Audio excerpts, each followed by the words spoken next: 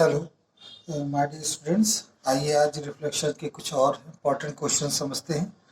Reflection का ये तीसरा वीडियो है जो मैं रिफ्लेक्शन टॉपिक पर डिस्कस कर रहा हूँ और इस टॉपिक में हम जानेंगे वही पुराने फार्मूले कि जो पॉइंट्स दे रखे हैं आपको उसका इमेज क्या होगी in the X axis, in the Y axis and the origin. उन्हीं कॉन्सेप्ट पर बेस्ड ये क्वेश्चंस आइए सॉल्व करते हैं। तो सबसे पहला क्वेश्चन में जो लिखा है write down the coordinate of image of point P. Point P का जो कोऑर्डिनेट है वो 3, -2 है when first reflected in the X axis. तो सबसे पहला हम लिख लेते हैं first point reflected in the X axis. तो हम लिखेंगे हियर पॉइंट पी है आपका 3, -2। तो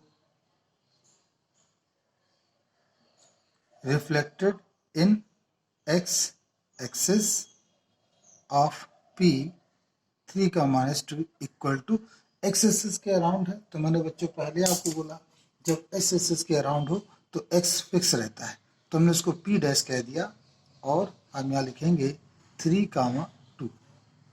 सेकेंड पार्ट देखिए क्या कह रहा है, रिफ्लेक्टेड इन वाई एक्सिस। फिर लिखेंगे reflected in Y axis of P. Point वही है, अब वाई में वाई फिक्स रहता है और एक्स चेंज होता है, तो चेंज में बिल्कुल साइन चेंज होते हैं। ये देखिए वाई को हमने फिक्स रखा -2 ही रखा, लेकिन एक्स की जगह क्या लिख दिया -3। थर्ड पार्ट देखते हैं, reflected in X axis followed by the reflection in Y. मतलब सबसे पहले तो इस पी पॉइंट का एक्स के अराउंड हम रिफ्लेक्शन निकालें और फिर जो पॉइंट आए उसका वाई के अराउंड निकालें, ये इनका कहना। तो आइए first reflected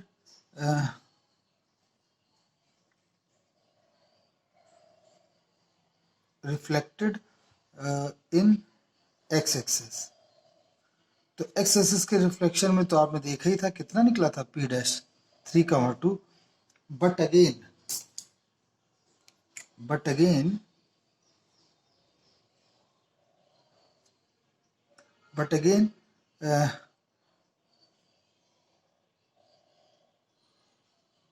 reflection in Y axis of P dash. अब हमें पी डैश का निकालना है वाई एक्सिस। तो वाई में मैंने आपको बताया कि वाई में इसको ट्रिपल डैश के रूप में वाई में वाई फिक्स रहेगा और एक्स को हम माइनस कर देंगे। तो ये हमने लिख दिया -3, 2। तो ये आपका दूसरा, क्योंकि इन्होंने कहा कि पहले एक्स के अराउंड निकालो फिर जो पॉइंट है उसका वाई फॉलोड बाई वाई, ये इसका मतलब हुआ। Next reflected in origin. Origin, तो ओरिजिन में आप जानते हैं दोनों ही पॉइंट आपके अपोजिट हो जाते हैं। दोनों ही पॉइंट, दोनों जो कोऑर्डिनेट्स के जो होते हैं एब्सिसा ऑर्डिनेट, उनके साइन रिवर्स हो जाते हैं। तो हम लिखेंगे reflected in the origin of P. P point कितना था 3, -2 इक्वल टू, हम इसको 4 डैश के रूप में लिख देते हैं और यहाँ पर -3, 2। तो ये आपका आंसर यहाँ पर आया। तो बहुत ही सिंपल बच्चों क्वेश्चन था। आप पहला वीडियो अगर देखेंगे जो रिफ्लेक्शन का पार्ट 1 है तो वहाँ पर मैंने इसके बेसिक्स अच्छी तरह से आपको बताए हैं, इसके फॉर्मूले आपको बताए हैं इजी मेथड से कि आप समझ सकें। आइए इसको समझते हैं। ये क्वेश्चन क्या कहता है, इसमें इन्होंने कहा है point A B C, 3 point दे रखे हैं आपको और वो किसी ट्रायंगल के वर्टेक्स हैं। तो आपको निकालना coordinate of A1 B1 C1 if triangle A1 B1 C1 is the image of ABC when reflected in origin.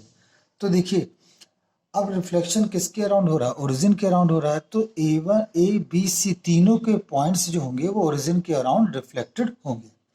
तो हम यहाँ लिखेंगे आंसर में reflection is done in origin of triangle ABC so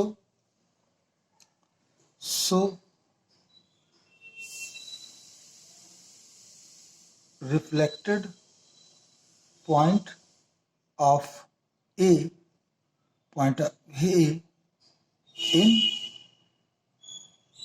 origin equal to, तो A point कितना था 2,3 था, तो उसका ओरिजिन के अराउंड कितना हो जाएगा, क्योंकि इन्होंने डैश नहीं इन्होंने 1 कहा तो 1 लिख देंगे और वो हो जाएगा -2, -3। अब reflected point of be in origin, ये हमने B1 लिखा और उसके हो जाएगा -4, -5। फिर हमने रिफ्लेक्टेड पॉइंट C, तो यहाँ पर हो जाएगा, देखिए ये हमने B1 C1 और ये C1 और इसके लिए हम लिखेंगे -7, -2।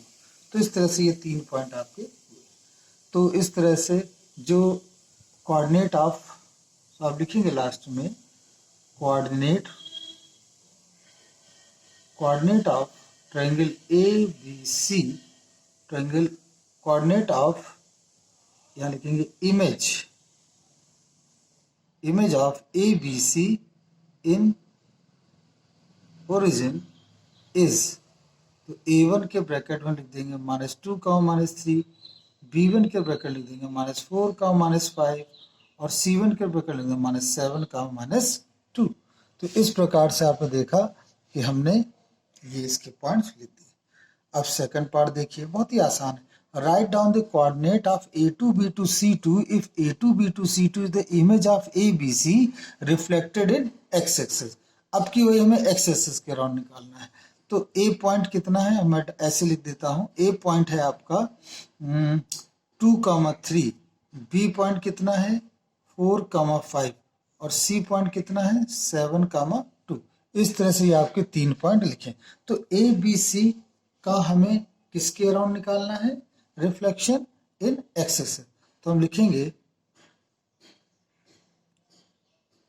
Reflection in X axis, reflection in X axis, reflection in axis. तो इसके केस में क्योंकि ए का रिफ्लेक्शन एक्स एक्सिस के अराउंड जो बताया है उन्होंने A2 कहा है, तो A2 के लिए 2, -3, B2 के लिए 4, -5 और C2 के लिए 7, -2। तो क्योंकि रिफ्लेक्शन अराउंड एक्स एक्सिस है इसलिए x का मान फिक्स रहेगा और y का मान। तो इस प्रकार से जो ट्रायंगल आपका बना उसके जो वर्टेक्स होंगे वो ये होंगे। तो आई होप ये वीडियो आपको समझ में आया होगा। इस वीडियो को लाइक करिए और शेयर करिए जिससे कि मेरा मोटिवेशन हो सके। Thank you very much.